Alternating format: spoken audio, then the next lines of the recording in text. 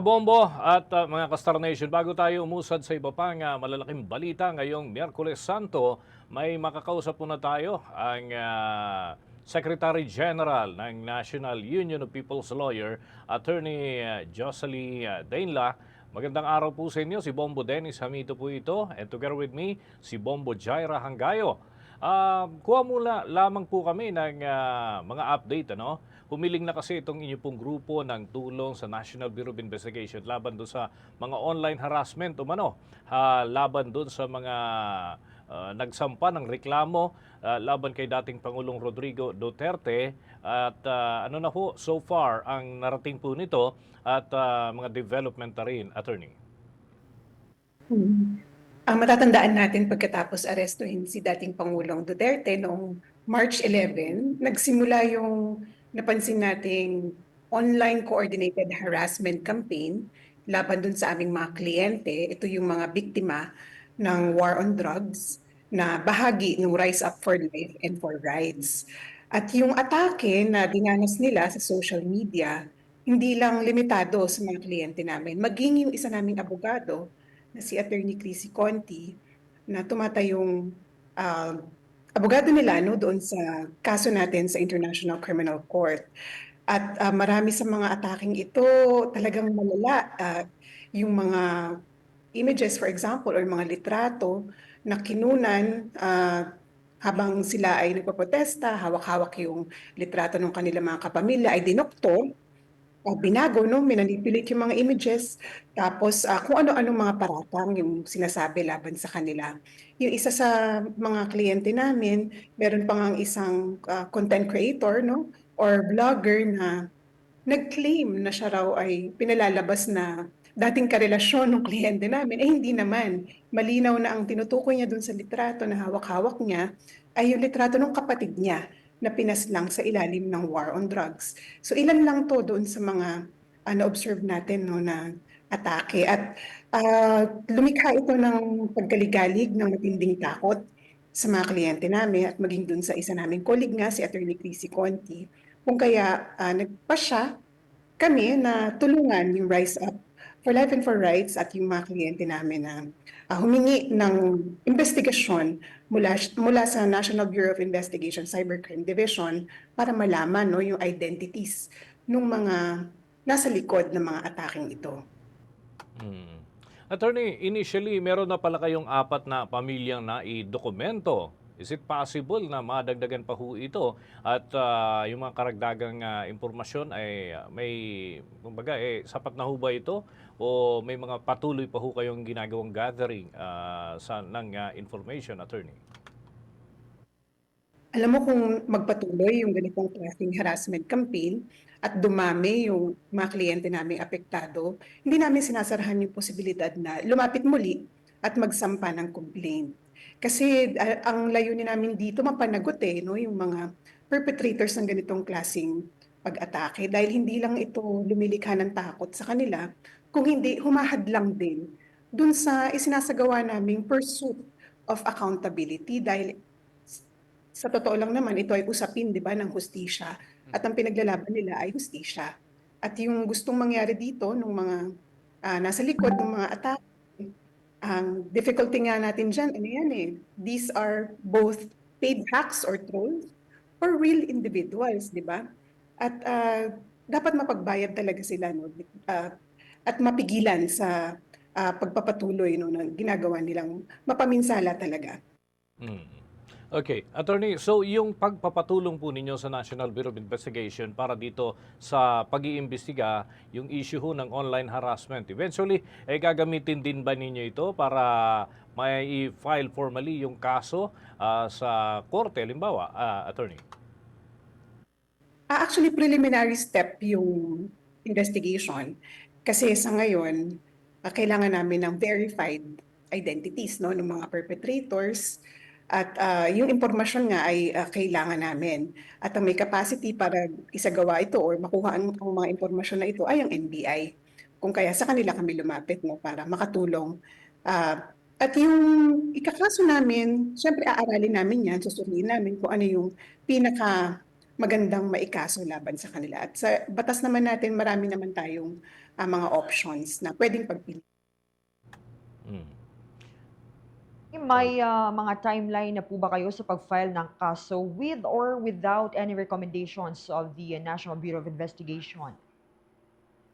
Siyempre ang pinakapaborable diyan sa lalong madaling panahon 'no, matukoy na nila kung sino yung mga nasa likod ng atakeng ito, lalo na kung magkaroon sila ng finding na, kung sino talaga yung nasa likod ng coordination. Kasi I'm sure narinig niyo na 'no, nangyari na 'to sa TikTok for example, yung mga content creators 'di ba, meron silang group chat kung saan sila ay binabayaran para mag-post 'no, ng mga defamatory remarks laban sa isang tao. Yan yung isa sa mga gusto nating malaman 'no. At sana, meron silang sapat 'no na kakayahan na magawa ito sa lalong madaling panahon. Hindi naman natin binibigyan sila ng deadline 'no, pero umaasa tayo 'no na magkakaroon agad ng resulta. Hmm.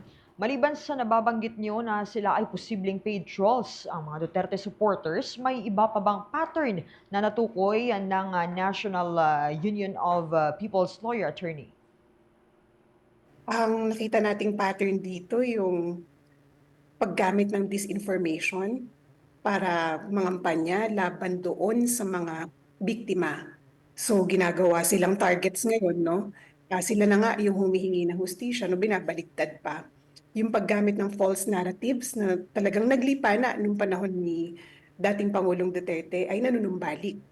At in fact dun sa, bahagi naman ng aming abogado na si Attorney Chrissy Conti, nilalangkapan pa ng red tagging. Kung kaya mas lalong mapanganib dahil nalalagay sa alanganin yung kanyang kaligtasan. Samantalang siya ay gumagampan lang naman ng kanyang tungkulin bilang abogado, bilang isang human rights lawyer. Mhm. Eto, attorney, sa previous interview ng Bombo Radio Philippines kay Attorney Christina Conti and other International Criminal Court accredited lawyers, nababanggit nila na posibleng hindi pagbigyan ang kahilingan ng kampo ni former President Rodrigo Roa Duterte na temporary release dahil sa malawak na impluensya at possible threat ng mga supporter niya. Ngayon, pwede bang gamitin yung official complaint sa National Bureau of Investigation bilang ebidensya to point out na mayroon nga malawak na harassment dito mismo sa Pilipinas at hindi payagang makalabas sa pansamantala? Ito nga si former President Rodrigo Duterte. Maaari talaga siyang, gamitin 'no. At, actually meron tayong tinatawag na isa pang offense, yung laban dun sa administration of justice, I think under Article 70.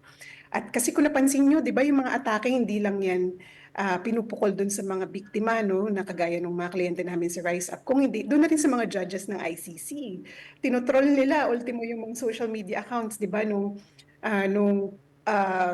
nag-preside dun sa pagdinig laban kay dating Pangulong Duterte 'no. So, I think pwede talaga siyang gamitin at, para ipakita 'no na, isa siyang flight risk at, hindi magiging maganda para sa kaso kung siya ay pagbibigyan ng interim release. Anyway, under the Rome Statute, limitado lang din naman yung mga grounds para ito ay i-grant at hindi natin nakikita 'no na, ah karapat-dapat 'no si dating Pangulong Duterte dito dahil, yung grounds naman diyan yung hindi iginalang yung kanyang karapatan nung siya ay, inaaresto.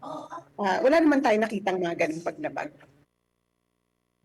Okay, with that, eto na lang ano, siguro panghuli. Kung sakasakaling imbestigahan ito ng National Bureau of Investigation, sa palagay niyo mapipigilan na kaya nito yung serye ng trolling, lalo na't sabi nga ninyo, eh kahit yung mga judge mismo ng International Criminal Court ay dumaranas din ng mga kahalintulad na gawain at yan ay naranasan itong mga nakalipas na pagkakataon, attorney. Yun talaga yung inaasahan namin. Gumawa ng example. Kumbaga 'di ba yung usual expression, sampulan na yan. Kasi kaya nga tayo nagkaroon ng palisiya laban sa disinformation, nagkaroon ng batas para sa kaligtasan ng mga individual. Ayun yung gusto natin mangyari 'no, yung i-enforce itong mga batas na ito at, matigil na.